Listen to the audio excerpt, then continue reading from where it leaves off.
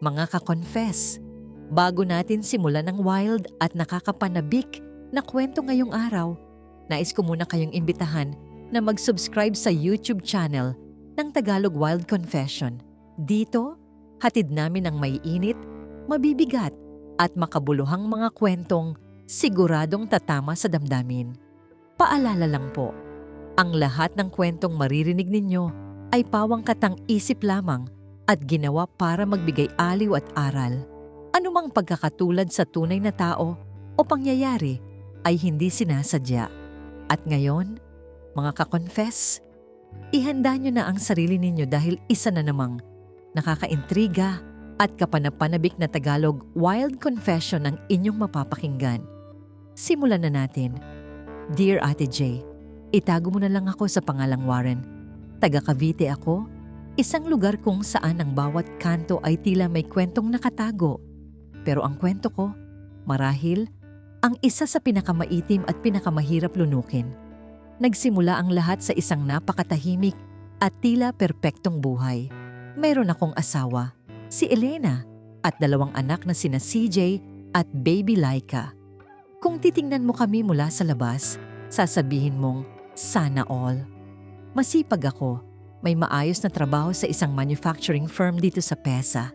At si Elena naman ay isang mapagmahal na housewife na walang ibang inatupag, kundi ang pagsilbihan ako at ang mga bata.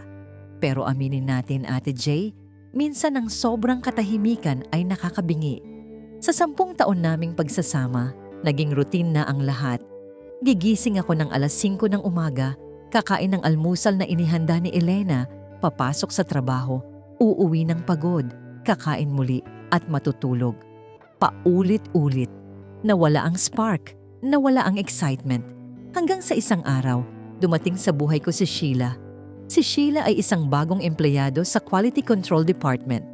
Bata, masigla, at laging mabango. Isang malaking kaibahan kay Elena na madalas ay amoy bawang at pawis dahil sa gawaing bahay. Noong una, normal na batian lang. Good morning, Sir Warren, sabi niya habang nakangiti ng matamis. Ngunit ang simpleng batian ay nauwi sa mahahabang usapan sa pantry. Nalaman kong galing siya sa isang broken family at naghahanap ng security. At ako naman, itong si Tanga, naramdaman kong kailangan ko siyang protektahan. Doon nagsimulang mabuo ang isang ugnayang hindi ko inasahang wawasak sa lahat ng pinaghirapan ko. Isang gabi, dahil sa malakas na ulan dito sa Cavite, nag-alok akong ihatid siya sa inuupahan niyang apartment. Doon sa loob ng sasakyan, habang tumutulo ang ulan sa windshield, naramdaman ko ang kakaibang kaba. Sir Warren, salamat ha. Napakabuti mo talagang tao, sabi niya habang hinahawakan ng braso ko. Sa sandaling iyon, nakalimutan ko si Elena. Nakalimutan ko ang mga anak ko. Ang tanging alam ko lang ay ang init na nararamdaman ko sa tabi ni Sheila. Isang halik ang nagmitsa ng apoy na akala ko ay magbibigay sa akin ng buhay. Pero iyon pala ang susunog sa kinabukasan ko. Naging 2 ang mundo ko. Sa umaga, ako ang huwarang ama at asawa. Pag-uwi ko, lalaruin ko ang mga bata, hahalikan si Elena sa noo.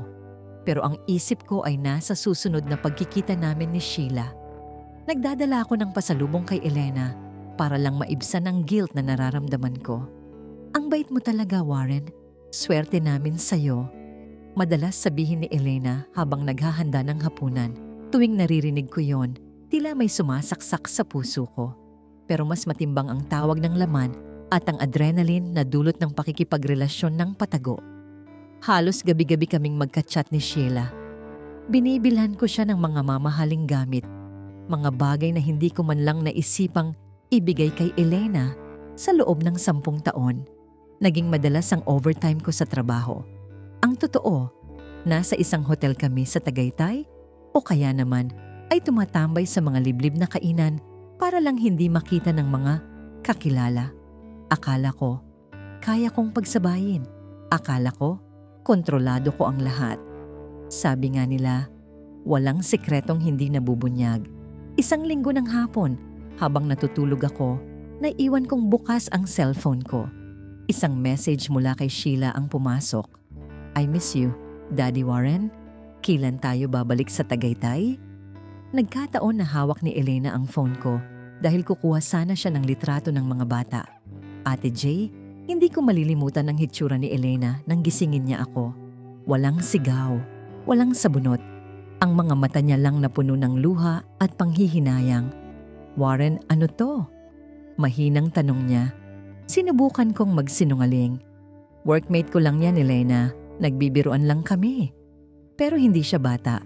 Binuksan niya ang gallery ko at nakita ang mga picture namin ni Sheila na masayang naglalakad sa tabing dagat. Doon na sumabog ang lahat. Nagmakaawa ako. Lumuhod ako. Pero sa loob-loob ko, may bahagi sa akin na parang nakaramdam ng laya. Laya na aminin na mas gusto ko nang makasama si Sheila kaysa sa kanya. Dahil sa pride at sa bugso ng damdamin, imbes na ayusin ang pamilya ko, doon ko nasabi ang mga salitang habang buhay kong pagsisisihan. Oo, mahal ko siya. Mas masaya ako sa kanya. Hindi ko malilimutan ang gabing yon sa Cavite. Ang ulan ay tila nakikiramay sa bigat ng atmosfera sa loob ng aming bahay. Habang mabilis kong isinisilid ang aking mga damit sa malaking maleta, naririnig ko ang mahinang hikbi ni Elena sa labas ng pinto. Ang mga bata, sina CJ at Laika, ay mahimbing na natutulog sa kabilang silid. Walang kamalay-malay na ang kanilang ama ay handa ng talikuran ng lahat para sa isang bago at mapanuksong simula. Warren, pag-isipan mo muna to. 10 taon, Warren. 10 taon nating binuo ito. Pakiusap ni Elena. Ang boses niya ay basag at puno ng pait. Hindi ako lumingon. Natatakot ako na kapag nakita ko ang kanyang mga mata, baka bumalik ang katiting na konsensyang natitira sa akin. Pero mas matimbang ang excitement na nararamdaman ko para kay Sheila. Sa isip ko, ito ang pagkakataon kong maging bata muli. Ang tumakas sa responsibilidad na unti-unting sumasakal sa akin. Sawa na ako, Elena. Sawa na ako sa paulit-ulit nating buhay. Kay Sheila, nararamdaman kong buhay ako. Matigas kong sagot. Bitbit ang aking maleta. Lumabas ako ng pinto nang hindi man lang tinitingnan ang mga litrato namin sa dingding. Ang kasal namin, ang binyag ng mga bata, ang bawat Christmas na masaya kaming magkakasama. Pinarada ko ang sasakyan sa tapat ng apartment ni Sheila ng madaling araw. Pagkakita niya sa akin, niyakap niya ako ng mahigpit. Dito na ako, Sheila. Ikaw na lang ang meron ako. Sabi ko sa kanya. At sa sandaling iyon, akala ko ay iyon na ang pinakamasayang desisyon ng buhay ko. Ang unang 6 na buwan namin ni Sheila ay parang isang panaginip. Dahil wala na akong pamilyang inuuwian, buong oras ko ay naibibigay ko sa kanya. Kumakain kami sa mga bagong bukas na restaurant sa paligid ng Bacoor at Imus. Nagpupunta kami sa Tagaytay tuwing weekend para lang lumanghap ng sariwang hangin. Binilhan ko siya ng bagong iPhone, mga branded na sapatos, at halos lahat ng hilingin niya ay ibinibigay ko. Pakiramdam ko ay isa akong superhero na nagliligtas sa kanya mula sa hirap. Sa tuwing magpapadala si Elena ng text tungkol sa tuition ng mga bata o sa kuryente sa bahay, dinedelete ko lang ang message. Pinaniniwalaan ko ang sarili ko na deserve ko rin ang lumigaya at sila naman ay kaya na nilang tumayo sa sarili nilang paa. Ngunit unti-unti, ang perang dati ay sapat para sa isang pamilya ay tila mabilis na naglalaho. Si Sheila ay hindi sanay magtipid. Gusto niya ay laging aesthetic ang lahat. Gusto niya ay laging trending ang suot niya. Para mapanatili ang kanyang ngiti, nagsimula akong gumamit ng credit cards at mangutang sa mga katrabaho ko. Ang pag-ibig na akala ko ay libre ay nagsisimula nang maningil ng malaking halaga. Pumasok ang 2nd taon namin. Ang tamis ng aming relasyon ay unti-unti nang pinapalitan ng mga pag-aaway. Hindi na tungkol sa spark ang usapan, kundi tungkol na sa bayarin. Isang gabi, pag-uwi ko mula sa 12 oras na shift sa PEZA, nadatnan ko si Sheila na may kausap sa telepono. Agad niyang pinatay ang tawag nang makita ako. Sino yun? Tanong ko, habang nilalapag ang bag ko. Wala, yung pinsan ko lang sa probinsya, nangungutang na naman. Iritableng sagot niya. Pero alam ko ang amoy ng kasinungalingan, Ate Jay. Dahil nanggaling ako doon, alam ko ang galaw ng taong may itinatago. Napansin ko rin na madalas na siyang lumalabas kasama ang kanyang mga friends na hindi ko naman kilala. Kapag tinatanong ko siya, ang laging sagot niya ay, "Nakafocus ka na lang ba sa akin? Hayaan mo naman akong huminga." Isang gabi, habang mahimbing siyang natutulog, ginawa ko ang isang bagay na hinding-hindi ko ginawa kay Elena. Ang mag-check ng cellphone. Doon ko nakita ang mga messages mula sa isang lalaki na nakapangalan lang na client isa. Pero ang usapan nila ay hindi pang trabaho. "Love, kailan tayo magkikita? Miss ko na yung amoy mo," sabi ng lalaki. Ang sagot ni Sheila, "Wait lang love, tulog na yung matanda dito. Bukas, sa dati nating tagpuan." Nanginig ang buong katawan ko. Ang sakit na idinulot ko kay Elena ay tila bumabalik sa akin ng 10 beses na mas matindi. Ang matanda na tinutukoy niya ay ako. Ako na ibinigay ang lahat. Ako na tinalikuran ng sariling dugo at laman para sa kanya. Hindi ko na hinintay ang umaga. Ginising ko si Sheila at ipinakita ang phone niya. Sa halip na umiyak o magmakaawa gaya ng ginawa ni Elena noon, tumayo siya ng tuwid at tiningnan ako ng may halong pandidiri. "Ano ngayon, Warren? Akala mo ba? Sapat na tong maliit mong sweldo para sa akin. Nung una, akala ko madami kang pera kasi ang galante mo. Pero ngayon, baon ka na sa utang, wala ka pang sariling bahay dahil iniwan mo sa asawa mo." Singal niya sa akin. "Binigay ko ang lahat, Sheila. Iniwan ko ang pamilya ko para sa'yo." Sigaw ko sa kanya. Tumawa siya ng nakakaasar. "At yun ang pagkakamali mo. Kung nagawa mong iwan ang pamilya mo na kasama mo ng 10 taon, bakit ako magtitiwala na hindi mo ako iiwan balang araw? Ginamit lang kita, Warren. Ginamit lang kita para makaraos ako sa hirap." Sa sandaling yon, gumuho ang mundo ko. Ang babaeng pinagpalit ko sa aking pamilya ay itinuturing lang pala akong temporary convenience. Pinapalayas niya ako sa apartment dahil ang totoo, ang nagbabayad na ng renta ay ang client isa niya. Wala akong ibang mapuntahan. Ang mga kaibigan ko sa trabaho ay iniwasan na ako dahil sa mga utang ko at dahil na rin sa sama ng loob nila sa ginawa ko sa pamilya ko. Nag-check-in ako sa isang mumurahing motel sa Cavite, dala ang parehong maleta na binitbit ko 2 taon na ang nakakaraan. Habang nakatingin ako sa kisame ng madilim na kwarto, naalala ko ang mga anak ko. Naalala ko si CJ na baka graduate na ngayon ng elementary. Naalala ko si Laika na baka hindi na ako nakikilala. At naalala ko si Elena, ang babaeng kahit kailan ay hindi ako sinigawan ng ganoon. Ang babaeng kahit pagod ay laging may nakahandang mainit na sabaw para sa akin.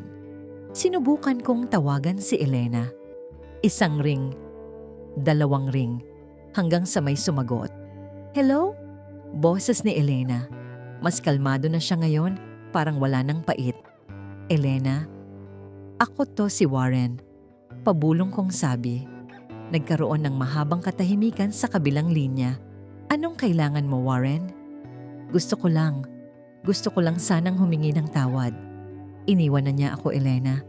Wala na akong mapuntahan. Narinig ko ang isang malalim na buntong hininga. "Warren, napatawad na kita matagal na. Hindi para sa'yo, kundi para sa sarili ko at sa mga bata. Pero ang bumalik ka dito, hindi na pwede. May bago na kaming buhay. May tao nang nagpuno ng pagkukulang mo. Isang taong hindi kami iiwan para sa panandaliang sarap." Pinatay niya ang tawag. Iyon ang huling beses na narinig ko ang boses niya. Doon ko naramdaman ang tunay na kahulugan ng pagkatalo. Hindi lang ako iniwan ng kabit ko. Iniwan na rin ako ng buhay na dapat sana ay sa akin pa rin hanggang ngayon. Matapos ang tawag na yon ni Elena, parang gumuho ang huling tulay na maaari ko sanang balikan. Nanatili ako sa loob ng madilim na silid ng motel sa Cavite, tinitingnan ang refleksyon ko sa salamin. hindi ko na makilala ang sarili ko. Ang dating Warren na kagalang-galang, may maayos na pamilya, at tinitingala ng mga kapitbahay, ngayon ay isang lalaking talunan, baon sa utang at nag-iisa. Sinubukan kong bumalik sa aming dating bahay, kahit man lang para makita ang mga bata sa malayo. Huminto ako sa tapat ng gate na dati kong binubuksan tuwing hapon.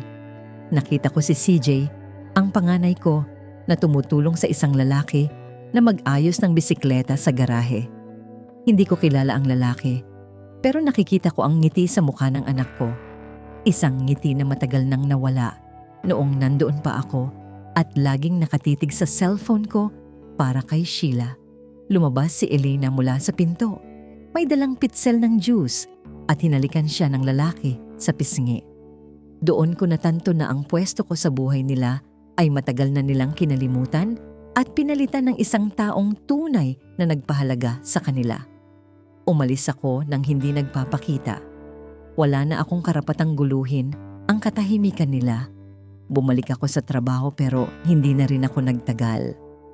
Ang chismis tungkol sa pagkakaskam sa akin ni Sheila at ang pag-iwan ko sa pamilya ko ay kumalat na parang apoy sa buong factory.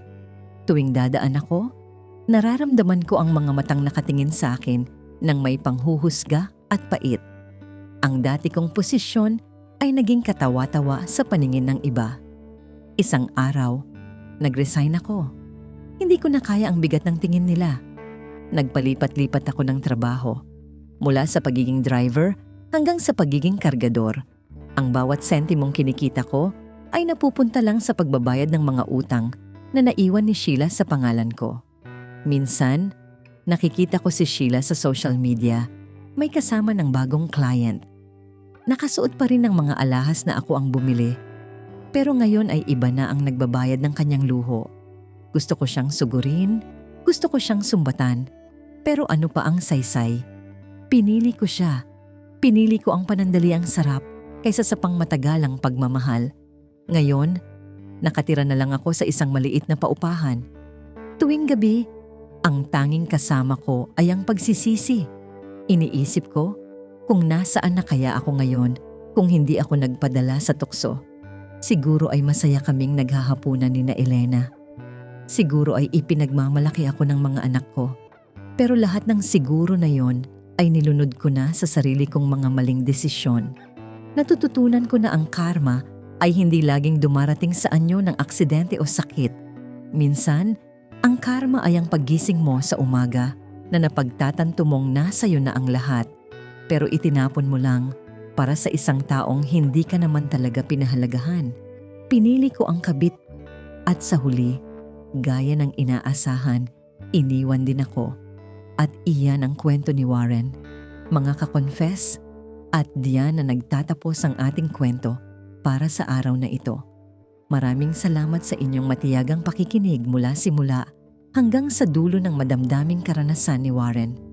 Naway magsilbi itong aral sa ating lahat na ang tunay na kaligayahan ay hindi matatagpuan sa bawal, kundi sa pagpapahalaga sa mga taong tunay na nagmamahal sa atin. Huwag niyo pong kalimutang mag-subscribe dito sa aming YouTube channel na Tagalog Wild Confession para lagi kayong updated sa mga bago at maiinit nating uploads.